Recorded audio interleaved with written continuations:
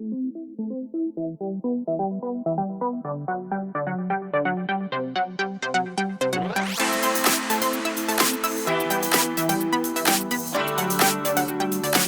to the Don Lion podcast. Now, obviously, this is not really the norm of the structure that I do with my videos here. You probably know this channel from the picks videos, potentially shorts that you've seen, but I want to turn it into a little bit more of a podcast where we get more of a wide variation of some of the knowledge that I know, some of the things that we're going to do on a week-to-week basis, looking at the start of training camp, the start of the NFL season, what the flows are going to be. And, honestly, I think we have some really good stories that are on the horizon going into this NFL season. If you look at 2026, I think this could be one of the biggest years ever. I think you have so many different storylines going into it, a lot of different quarterbacks and different skill position players and just players in general that have really a lot to prove throughout the entirety of the year. So I'm going to be bringing back the podcast series. This is going to be something that is typically going to be probably released, I would say, on a once-a-week basis until the season starts up, and then seeing, how the production does with it. Then after that, we might be doing more of these long-form podcast videos. But the biggest story that I want to get into, and one that really I've been on for quite a bit. If you saw some of my earlier videos, I made a video about a person that plays a big factor in this situation quite a while ago, and that's the J.J. McCarthy, Kyler Murray mess situation that's going on in Minnesota. And if you look at the Vikings, this is a team that on paper should really have it all. They really should have a lot of the intangibles. Their defense was really good last year. Kevin O'Connell looked to be this emerging head coach with all kinds of different skill, position, power, all kinds of different things going on. And they have a year where they have Sam Darnold in, and I believe they win 13 or 14 games. And then after that, they make what I think was one of the worst decisions. How do you win that many games and be like, he's not really the answer? And then they go with J.J. McCarthy. And I had my skeptics about J.J. McCarthy very, very early on in his process. I think if you look at it, the video that I made kind of showed that when he was at Michigan, his sole responsibility was to be the game manager. And I think if you look at all those Michigan teams, nobody was like, wow, this team is in the spot they're in because of J.J. McCarthy. I think he was a key contributor. But I think that defense, the running back play that they had, the offensive line, the head coach and Harbaugh, that was the foundation that made that Michigan team. And I didn't think I thought I would have drafted J.J. McCarthy in like the third, maybe fourth round. That seemed reasonable. But he ends up being this first round pick. And then you have a guy that wins that many games. And then you thrust a guy like J.J. McCarthy into this role, and everybody seems shocked when it doesn't go to plan. But one, he was never asked to throw the ball, sit back in the pocket, and throw the ball 20-plus times. He never was asked to do that at Michigan to win games. They relied on the run. And if you look at it, he's just not used to throwing the ball down the field, getting vertical with it. And if you look at the team that Minnesota is, they had all these weapons. You have Justin Jefferson, Addison. They had Naylor at the time, Hawkinson. They had a bunch of guys, even their running backs that they had, the tandem of that. These are receiving backs that they have. So it's a very much get the ball, throw the ball down the field type of offense. And that's why I thought it was really weird that a guy like J.J. McCarthy was put into this role, because that's just not his game. That's not his game at all.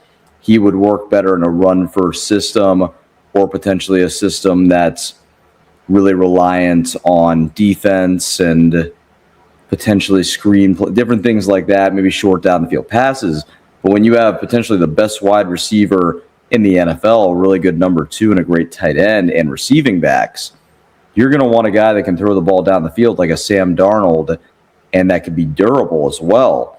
And J.J. McCarthy is none of those things. If you look at it, I think you could at least hang your hat on the guy if he was durable and consistently there. The guy's injured every second. Before he played his first NFL game, he was injured for the entire year. So I've never understood what they're doing with that.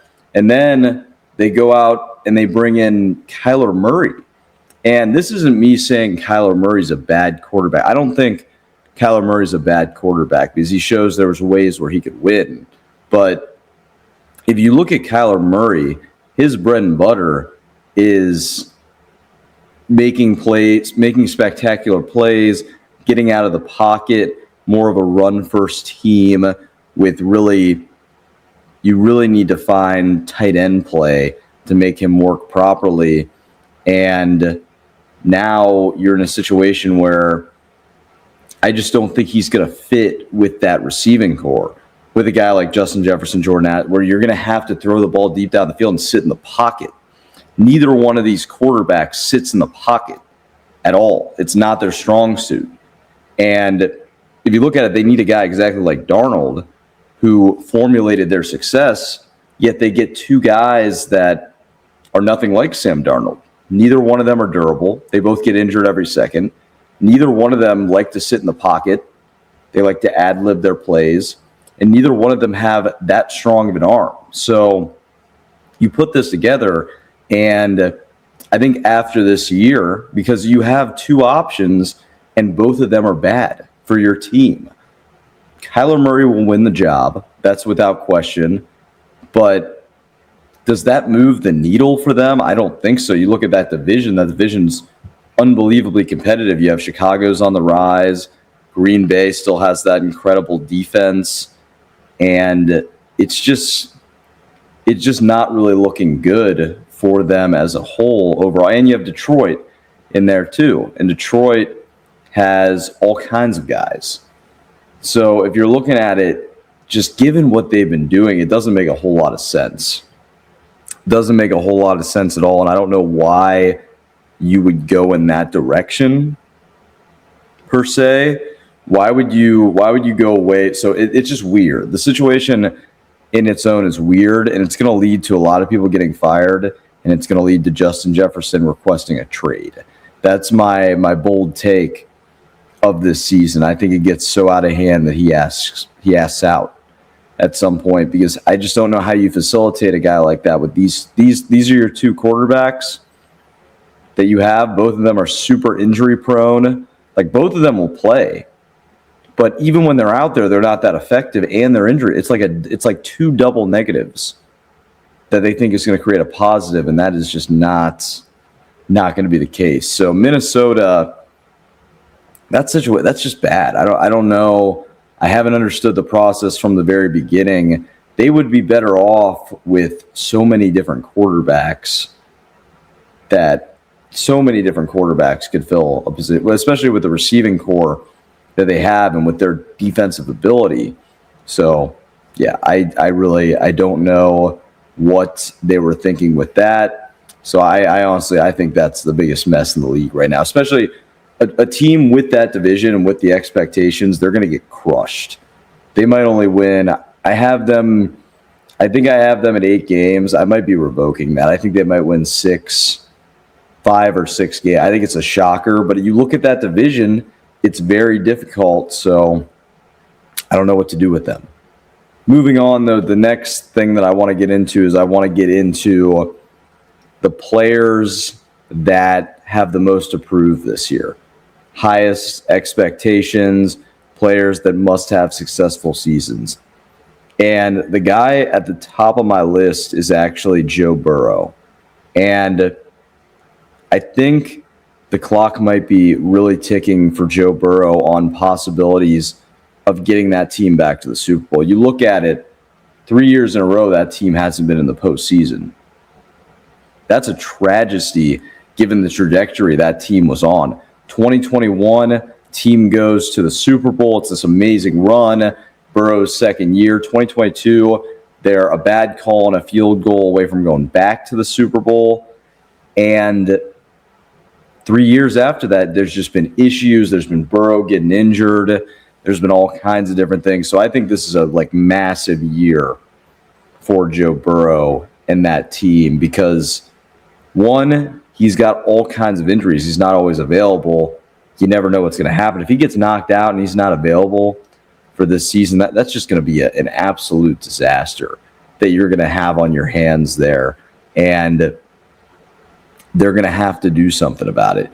They need to make the playoffs this year. I think given what that division is, Cleveland obviously going to be not great. I think they have more wins in their schedule than people think, but Cleveland's not going to be great. Then you look at Baltimore, first-year head coach, Steelers, first-year head coach, so they might have some growing pains. This is a window. This is a huge window for the Cincinnati Bengals right now where they need to pull it together and they need to find a way to just formulate wins, formulate a postseason. They don't need to win the division per se, but they need to be in the postseason. They need to be one of those 7 teams from the AFC for Joe Burrow's sake, because you look at the quarterback rankings right now, they have him anywhere from 4 to 6 right now. And I think if he doesn't make the playoffs for 4 straight years, that's almost a half decade of your team not going to the playoffs. That's not good. That's not good. So he needs to find a way to get that Bengals team to the postseason, or we could be looking at really all kinds of issues, all kinds of problems that they could run into with that. And who knows, maybe somebody asks out. Given the receiving core that they have, given the talent that they have offensively, they really need to have a solid year. And Joe Burrow, I think he's got a lot of pressure on him. The second person that I think has the most pressure this year, C.J. Stroud. C.J. Stroud, you could honestly make the debate that C.J. Stroud has more pressure than Burrow, because for C.J. this is a make or break year. If he has a bad year this year, he's done. It's essentially toast if he's done. If he has a bad year this year, his career is probably over. And I think if you look at it, that Texans defense, they improved a little bit. They retained a lot of guys. Last year, that was one of the scariest defenses I think I've ever seen. They were incredible, lights out. They have so many guys, so many different positional players that make huge impacts. They just need a serviceable quarterback. He was so bad throughout that year. And it's weird with Stroud because I feel like his career has always been peaks and valleys. If you look at it at Ohio State, when he first started, he was trash. He was pretty horrible. And then he played that Rose Bowl game, and it was like, oh, this guy's pretty good. And then you went into that 2022 season for Ohio State, and it wasn't bad. It was up and down, I would say. And then he had that amazing performance in the Peach Bowl. And I was like, this guy's going to be great. Like, after that was an amazing performance he had against Georgia in the Peach Bowl. They should have won that game. That's a story for another time. But he got drafted to the Texans. Didn't know what was going to happen with them. The Texans, not that they've been a mockery, but I think in the previous years they had just been really bad. And then he has this tremendous rookie season where he's just breaking the records. He's connecting with his receivers. Everything's in tune. He doesn't throw an interception for several attempts. It was lightning in a bottle. It was incredible. And then going into the next year, they get Diggs. They have this really incredible core of a team. And then all of a sudden, you run into this scenario where Diggs gets hurt because they were, I believe they were 4-1 or something like that. People are talking about them going to the Super Bowl, and then they lose some of their guys. And then ever since that stretch, he hasn't been the same. Now, albeit one of his guys, Tank Dell, injured, probably not going to come back the same. Whenever he comes back, I don't know if he's due to come back this year. He's had some horrible injuries that you could tell have really, really broken down Stroud a little bit. Nico Collins is a very consistent guy. They obviously don't have Diggs anymore. So they have kind of a variation of players. But now he's really at a point right now where last year was so bad and the end of the previous year wasn't great, where he needs to step it up. He needs to do something. Because it's weird how you can see that guy that started the first year do all that, and now you have a guy that can barely complete a pass, and it's just not good. It's just not good. I don't know, maybe the focus isn't there, but the thing with Stroud is he has peaks and valleys. He always has, pretty much through the entirety of his career, where it's been ups and downs, ups and downs. So I really think that if you're looking at a guy of his caliber, he just needs to step it up this year, or his career, it could be done. And I don't think anybody wants to see, that happen in the capacity that's happened, because I just think that there's a lot more on the table. The number 3 guy, shifting gears here, the number 3 guy that I think has the most pressure this season, Caleb Williams. I think it speaks without being said. Being on the cover of Madden is obviously, it's either a curse or you have a great year. I think the only time it hasn't been cursed was when Tom Brady was on it in 2017. So I think if you look at it, I don't want to say he's being overhyped right now, but I know like Colin Cowherd had him at 3 on his list. And there's a lot of other people that are like, this guy's amazing, this guy's insane. And yeah, I think that he had some like really incredible moments, really incredible throws that he was able to do. Like that throw against the Rams, awesome. Did they win that game? No, but that was an awesome throw. Cool. I don't see the top 5 quarterback right now. What I see is a guy that had a lot of raw talent, that was really bad with bad coaches, and is shining with a good coach. I think him having Ben Johnson is so big to his success, so big to his career, so big to his path. I don't think he's talked about in the same breath if it's not for Ben Johnson. And I factor that. I factor that into my rankings. That's why, like, Josh Allen is my number 1 quarterback. And there's a few different reasons why he's the number 1 quarterback. He's the number 1 quarterback because if he leaves Buffalo, they're irrelevant. He leaves the Bills, that team is nothing. He is Buffalo. He is everything for them. And do I think the Bears would be as good without Caleb Williams? Of course not. Could they find a guy to plug and play in his system and still be a very competitive, potentially playoff team? Yeah, I think that's possible. Does he make them a Super Bowl team? Yes, but like if Josh Allen leaves the Bills are not a playoff team, in my opinion. So that's what I weigh when I do these rankings, and I think he's going to have a great year. I think he's got one of the strongest arms in the league. I think his elusiveness is incredible, and he's got all the tools to be a top 5 quarterback. I just think that we need to wait and see what he does throughout this year, because there's a lot of expectations, a lot of hype. Don't think he deserves the Madden cover at this point. I think he had a really good year. I just don't think he had the type of year where he's going to be proclaimed as this like top 5 guy.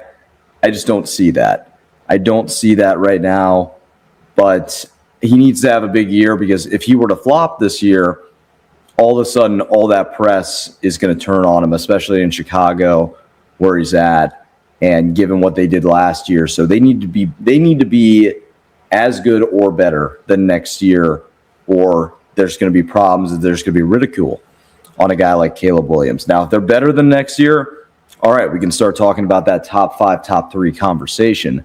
But if they have a regression, I think he's still sitting around that 10 to 15 range, which I think we look at the 10 to 15 range and we're like, oh, well, that's not a good quarterback.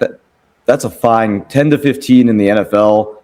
You're a pretty darn good quarterback. That's pretty good. And I'm not sitting here and saying that he's 10 to 15. I'm just saying top 5 is a bit much. I think we need to pump the brakes on the top 5 talk. And then number 4, most pressure going into next year, Lamar Jackson. And Lamar Jackson is a very, very interesting case for me, because I think if you look at a guy like Lamar Jackson, Lamar, when he came into the league from Louisville, I remember my take on him was he's going to be the best athlete in the league. He's going to have highlight moments.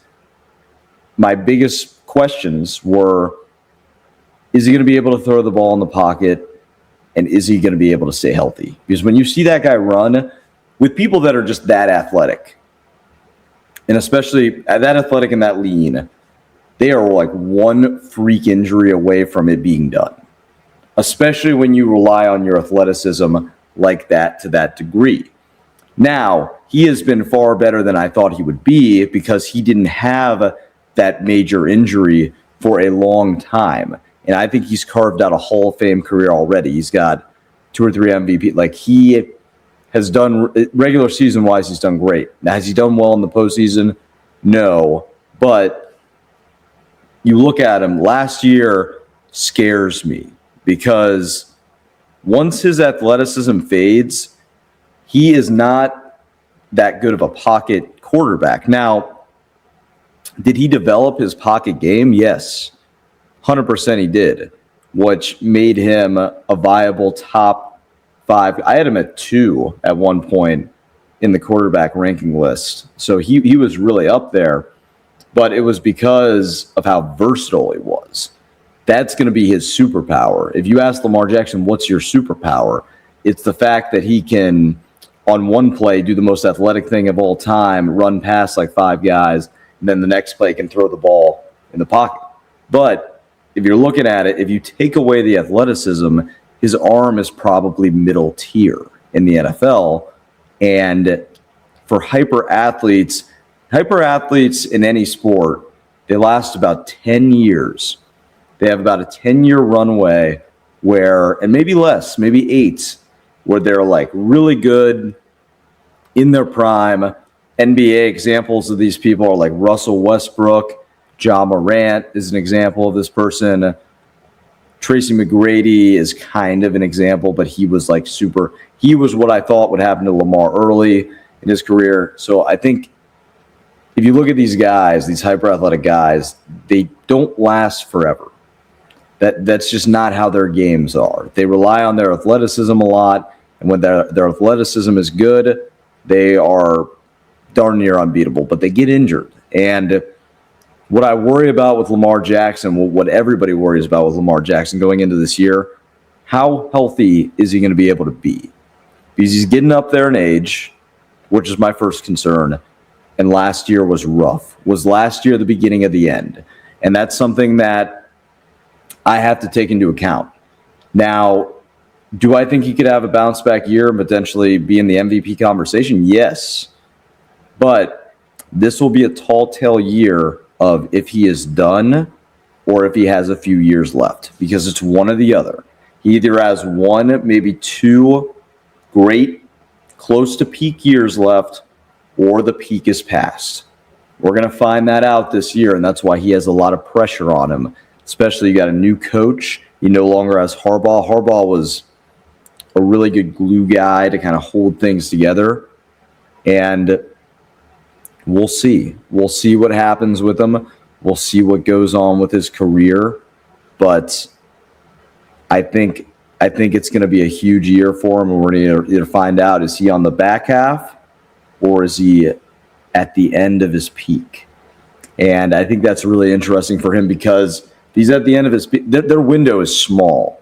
They have about, if he does have a few peak years left, they got about 2 years where they got to figure it out.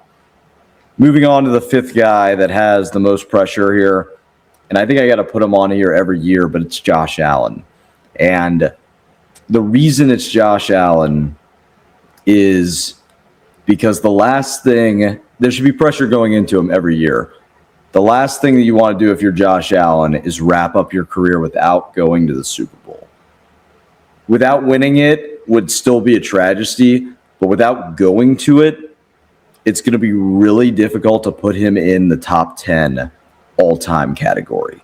If he doesn't go to a Super Bowl, I don't think you can put him in that.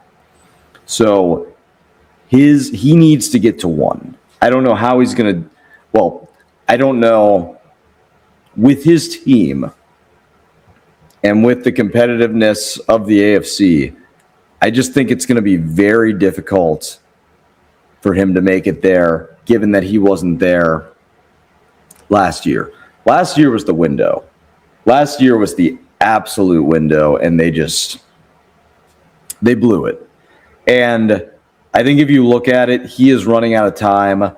I think he's going to age far better than Lamar Jackson, but at the end of the day, he is running out of time. So he needs to figure it out. There's a lot of pressure on him to potentially win the Super Bowl this year. Those are the guys that I think have the most pressure. I think that Minnesota situation is crazy, but continue to join me every week for the Don Line Pro podcast here. Reach out, go into the comments, let me know what you think. Obviously, I know I need a better webcam. This webcam sucks, but we're balling on a budget here, so we'll do what we need to do. We'll try to get one of these out every week. This one was actually kind of shorter. I'm doing this at pretty much midnight Eastern time, so it's a late one. But you got about 26 and a half minutes of NFL training camp binge-worthy stuff. So I will see you next week.